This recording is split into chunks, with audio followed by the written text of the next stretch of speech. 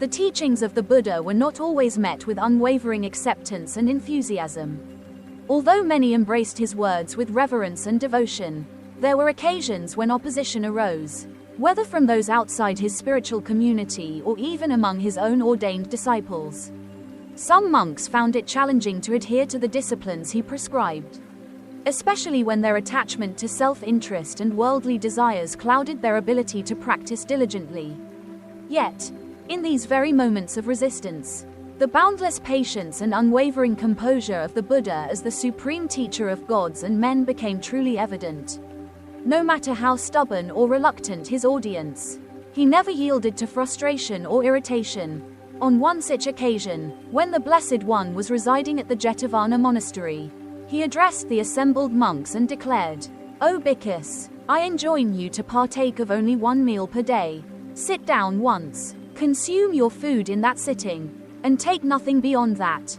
As for me, I have adopted this practice of eating but once daily, and as a result, I find myself free from afflictions, free from bodily distress. I am light in body, full of energy and content. Therefore, O bhikkhus, let this be your practice as well. It will bring you ease, vitality, and inner peace." Among the listeners was the venerable monk Bhaddāli, who, upon hearing this directive, respectfully voiced his concern. "Venerable Sir, I fear that I am unable to abide by this rule of taking but one meal a day. Such a restriction would only bring me distress and regret, sap my strength, and lead me into sorrow." The Buddha, ever patient, responded with understanding, "If that is the case, Bhaddāli, then when you are offered food, take a portion to consume at that moment and set aside the rest for later. In this way, you may sustain yourself without undue hardship. Would this approach be feasible for you?" Bhaddāli, however, shook his head. "Venerable Sir, even that I cannot do. The very thought of withholding part of my food for later would fill me with longing and regret." Thus, throughout the duration of the rainy season retreat, Bhaddāli deliberately avoided the presence of the Buddha, feeling ashamed of his inability to follow the monastic precepts that had been laid down. When the retreat concluded and the monks gathered, Bhaddāli approached his fellow brethren, who were at that moment engaged in the careful stitching of a monastic robe intended as an offering to the Buddha. Upon seeing him, the monks addressed him, "Bhaddāli, soon the Blessed One will embark on his travels. Before he departs, reflect on your transgression, approach him and seek his forgiveness, lest your burden grow heavier with time." Taking their advice to heart, Bhaddāli made his way to the Buddha. Bowing deeply in veneration, he humbly confessed, "Venerable Sir, I have allowed myself to be overcome by folly. I was reckless, overcome by delusion, and steeped in unwholesome tendencies. While my fellow monks upheld the rule you prescribed, I, in my ignorance, declared myself incapable. I implore you, Blessed One, to accept my confession and grant me the opportunity to correct my ways." The Buddha gazed upon him and spoke with measured wisdom. "Indeed, Bhaddāli, you have erred. You surrendered to ignorance, allowing yourself to stray from the discipline I established. Did it not occur to you that your failure would not go unnoticed? Did you not realize that I, your teacher, was aware of your transgression? Did it not cross your mind that those who spent the retreat in Savatthi would come to know of your shortcomings? Were you not mindful that the monks, the nuns, the laymen, and the laywomen, each and every one of them, would hear of Bhaddāli, the senior monk, the disciple of the Sakyan sage, who failed to uphold the precepts in their entirety?" Bhaddāli, filled with remorse, bowed his head and replied, "Venerable Sir, I see now how I have erred. I beg you to accept my contrition and guide me toward restraint in the future." The Buddha continued, "Bhaddāli, consider this. If a monk has attained the fruit of perfect liberation, whether through insight, direct realization, or unwavering faith, if I were to ask him to lay himself down across a muddy path so that I might cross without soiling my feet, would he hesitate or refuse?" "No, Venerable Sir," Bhaddāli admitted, "such a monk would obey without question." "Then tell me, Bhaddāli, what are you? Have you attained the fruit of liberation? Have you reached the stage of one who possesses perfect insight, supreme wisdom, or unshakable faith?" "No, Venerable Sir, Bhaddāli answered truthfully. Then what does that make you? Bhaddāli, a monk who has attained nothing, yet dares to resist the words of his teacher. Bhaddāli bowed deeply and spoke with sincerity. Venerable Sir, I acknowledge my folly, I surrender my defiance, accept my repentance, so that I may walk upon the path with greater mindfulness and discipline. The Buddha, recognizing the sincerity of his disciple, spoke in conclusion. Bhaddāli, because you have recognized your mistake and have openly acknowledged it, your confession is accepted. Such is the way of the noble ones. When a fault is seen, it must be confessed and forsaken, so that one may grow in virtue and wisdom. Understand this well, Bhaddāli. If a monk fails to uphold the precepts, if he disregards the training set forth by his teacher, no matter how deep into the forest he retreats, no matter how isolated he remains in the mountains, he will not attain that which is beyond ordinary men. His conscience will accuse him, the wise will rebuke him, and even the devas will look upon him with disappointment.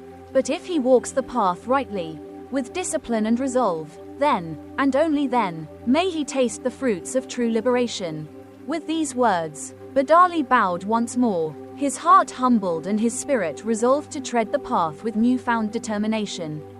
And thus, the great teacher imparted yet another lesson, one not only for his disciples but for all beings who seek the way of truth. But, O Bhaddāli, if a monk fully upholds the precepts and practices the discipline laid down by the Blessed One, then such a monk will indeed attain superior states of mind. He will not be reprimanded by the teacher, nor by the celestial beings, nor will he reprimand himself. Such a one may enter the first absorption, the second, the third, and the fourth, and with a mind serene, purified, free from defilement and affliction, pliable and wieldy, he may direct his thoughts towards the knowledge of past lives, recollecting numerous existences and understanding that the fortunes of beings are shaped by the deeds. He may further direct his mind towards the knowledge of the exhaustion of defilements, eradicating the taints of sensuality, existence, and ignorance, having fulfilled the practice of discipline in the teaching of the Blessed One. Venerable Lord, Bhaddāli asked, what is the cause that some monks are swiftly absolved by the community, while others are not? The Buddha responded, Bhaddāli, if a monk frequently transgresses, and when accused of wrongdoing, responds with resistance and lacks the inclination to amend his ways, then he will not be swiftly absolved. If a monk seldom errs, but when accused, he reacts with anger and dissatisfaction, then too, he will not be swiftly absolved. However, if a monk who often transgresses, upon being accused, sincerely repents and seeks to rectify his errors, he will be absolved promptly. And if a monk who seldom commits faults, when reprimanded, expresses sincere remorse and resolves to refrain from such actions in the future, he too will be quickly absolved. Yet, if a monk remains among the monastic community with but a shred of goodwill and faith, the community does not condemn him outright, for they do not wish to extinguish what little faith remains within him.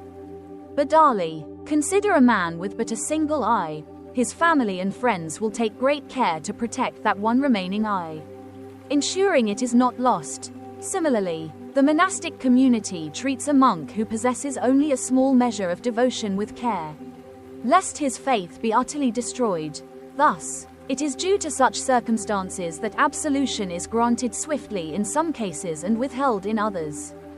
Venerable Lord, Bhaddāli inquired further, why was it that in the past, when fewer precepts existed, many monks attained enlightenment, but now, with numerous precepts established, few monks reach enlightenment? The Buddha answered, Bhaddāli, when the sublime Dharma is on the wane, many rules arise, yet fewer monks attain true insight. When corruptions had not yet arisen within the community, there was no need for the master to lay down rules.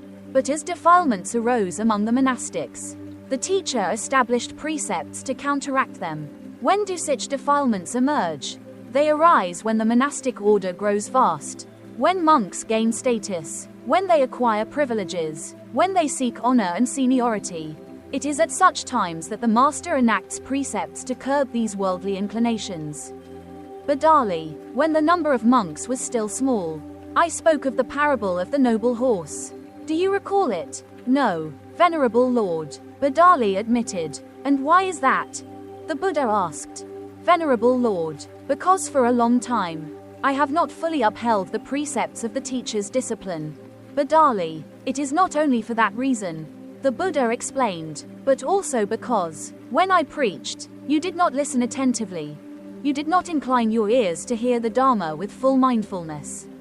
Now, I shall recount it again. Listen carefully and contemplate well.